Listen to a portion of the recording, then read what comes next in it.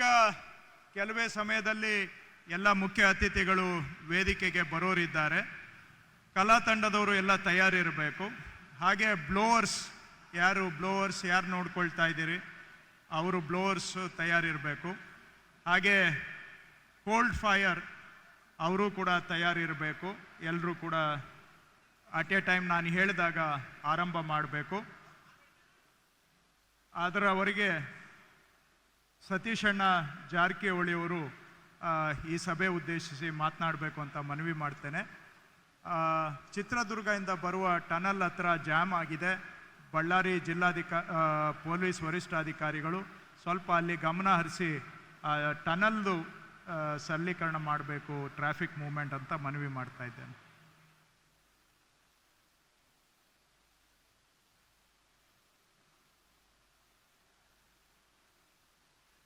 ಎಲ್ಲರಿಗೂ ನಮಸ್ಕಾರ. ಕರ್ನಾಟಕ ಸರ್ಕಾರದ ಸಮರ್ಪಣೆ ಸಂಕಲ್ಪ 2 ವರ್ಷಗಳ ಪೂರೈಸಿದ ಸಂದರ್ಭದಲ್ಲಿ ಆಗುತ್ತಿರುವ ಕಾರ್ಯಕ್ರಮದಲ್ಲಿ ಭಾಗವಹಿಸಿರುವಂಥ ಎಲ್ಲ ಮುಖ್ಯಮಂತ್ರಿಗಳೇ, ಎಲ್ಲ ಸಚಿವರೇ, ಎಲ್ಲ ಶಾಸಕ ಮಿತ್ರರೇ, ಎಲ್ಲ ಪದಾಧಿಕಾರಿಗಳೇ, ಕಾಂಗ್ರೆಸ್ ಪಕ್ಷದ ಯಾವತ್ತೂ ಕಾರ್ಯಕರ್ತರೇ, ಮಾಧ್ಯಮದ ಮಿತ್ರರೇ, ಸನ್ಮಾನ್ಯ ಸಿದ್ದರಾಮಯ್ಯ ಅವರ ಸರ್ಕಾರ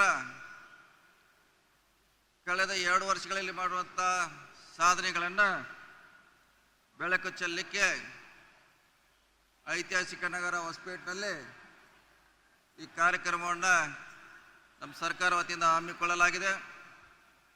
ಈ ಕಾರ್ಯಕ್ರಮದ ಉದ್ದೇಶ ಕಳೆದ 2 ವರ್ಷಗಳಲ್ಲಿ ಎಲ್ಲ ಇಲಾಖೆಗಳು ಮಾಡುವಂಥ ಸಾಧನೆಗಳನ್ನು ತಮ್ಮ ಮುಂದೆ ಹೇಳಲಿಕ್ಕೆ, ಇಡೀ ಕರ್ನಾಟಕ ಜನತೆಗೆ ತಿಳಿಸಲಿಕ್ಕೆ ಮಾಡುವಂಥ ಈ ಕಾರ್ಯಕ್ರಮದ ಉದ್ದೇಶ.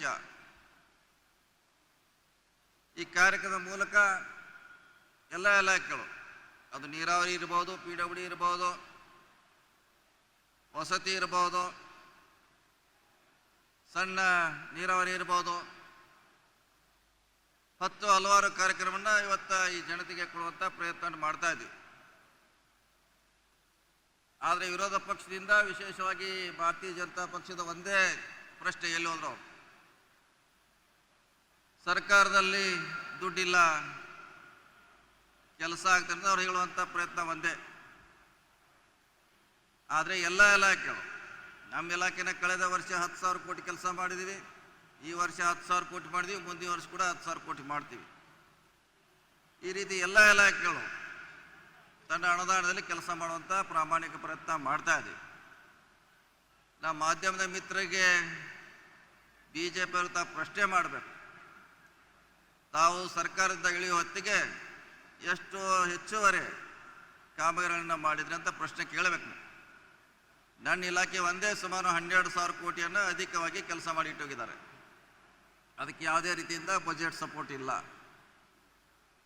ನಮ್ಮ ಮುಖ್ಯಮಂತ್ರಿಗಳು ಸದನದಲ್ಲಿ ಹೇಳಿದ್ದಾರೆ, ಸುಮಾರು 1 ಲಕ್ಷ ಕೋಟಿಗಿಂತ ಹೆಚ್ಚಿಗೆ ಬಜೆಟ್ ಸಪೋರ್ಟ್ ಇಲ್ಲದೆ BJP ಅವರಿಗೆ ಕೆಲಸ ಮಾಡಿದ್ದಾರೆ. ಹೀಗಾಗಿ ತೊಂದರೆ ಆಗುತ್ತೆ ಅವ್ರದ್ದು ಅಲ್ಲಿ, ನಮ್ಮ ಕೆಲಸಗಳಿಂದ ಅಲ್ಲ. ಅದ್ರ ಜೊತೆ ಕೂಡ ಸುಮಾರು 60,000 ಕೋಟಿ ಮಿಗಿಲಾಗಿ ಗ್ಯಾರಂಟಿ ಯೋಜನೆಗೆ ಸರ್ಕಾರ ಹಣ ಕೊಡ್ತಾ ಇದೆ.